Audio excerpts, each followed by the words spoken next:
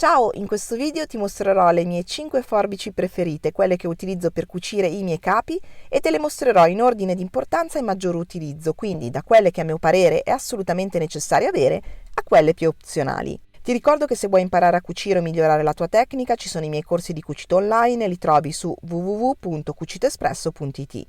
Inoltre trovi sempre l'elenco dei prodotti che utilizzo nel video nel box descrizione qui sotto. Le forbici più importanti da avere per cucire sono le forbici per tessuto, sono quindi le forbici che dovrai acquistare per prime insieme alle seconde che ti mostrerò dopo. Queste da 23 cm della serie Professional di Prime sono in assoluto le mie preferite, sono affilate e molto leggere, permettono quindi di fare un taglio preciso e veloce. Hanno inoltre questa forma ergonomica che permette di appoggiare le forbici sul tavolo mentre si taglia in questo modo. Uso questo modello di forbici praticamente da quando l'ho scoperto, poco dopo che ho iniziato a cucire. Ne ho provate diverse altre, ma queste rimangono in assoluto le mie preferite e sono quelle che utilizzo nella quotidianità. Della serie Professional esiste anche la versione per mancini. Queste forbici sono anche perfette per realizzare con la loro punta affilata le tacche, quei piccoli taglietti di riferimento che servono per cucire insieme correttamente i pezzi di un capo. Oltre alle forbici per tessuto è assolutamente necessario procurarsi anche un paio di forbici per tagliare la carta, un paio di forbici universali per intenderci, perché le forbici per tessuto non vanno utilizzate per tagliare appunto anche la carta o il cartone, in quanto la lama con il taglio continuo di carta e cartone potrebbe rovinarsi e non tagliare più in maniera precisa il tessuto. Come forbici per carta io uso da diversi anni queste forbici universali da 18 cm in titanio, sempre di Prime, anche queste molto leggere e precise.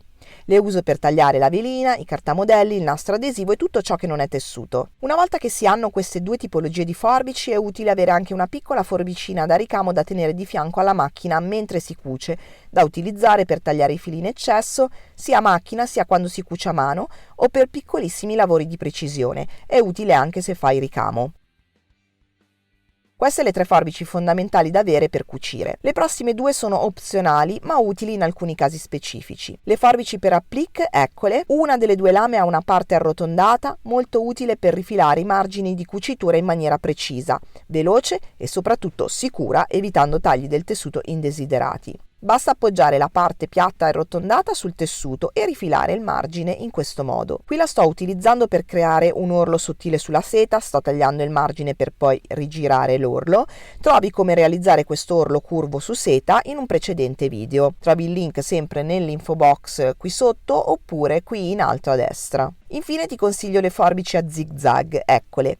Queste forbici sono utili per rifilare i margini del tessuto invece che rifinirli a macchina o con la tagliacuci. Attenzione però che non vanno bene su tutti i tessuti, ma solo su quelli che non si sfilacciano o si sfilacciano pochissimo. Possono essere utilizzate per esempio per rifinire il panno lenci, come in questo caso, oppure sono utili per tagliare dei campioni di tessuto e conservarli. Per questo video è tutto, se ti è piaciuto condividilo, ricordati di iscriverti al canale per non perderti neanche un video, mi trovi anche su Instagram e Facebook come la Dulsatina e ci vediamo presto per un nuovo video. Ciao!